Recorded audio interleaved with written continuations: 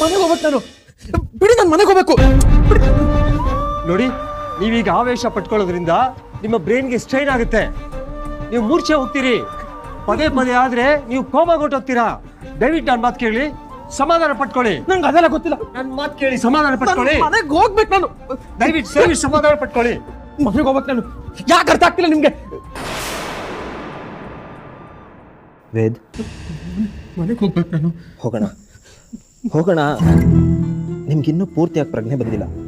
ನೀವು ಈ ಥರ ಎಲ್ಲ ಹೈಪರ್ ಆದರೆ ನಿಮ್ಮ ಆರೋಗ್ಯದ ಮೇಲೆ ಪರಿಣಾಮ ಬೀರುತ್ತೆ. ನನ್ನ ಮಾತು ಕೇಳಿ, ಸಮಾಧಾನ ಮಾಡ್ಕೊಳ್ಳಿ.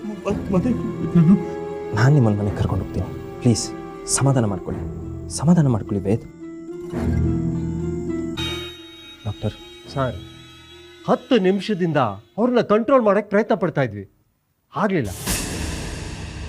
ಆದ್ರೆ ಏನ್ ಮ್ಯಾಜಿಕ್ ಏನೋ, ನೀವು ಅವ್ರನ್ನ ಮುಟ್ಟಿದಾಗ ಟೋಟಲ್ ಅವ್ರು ನಿಮ್ಮ ಕಂಟ್ರೋಲ್ಗೆ ಬಂದ್ರು.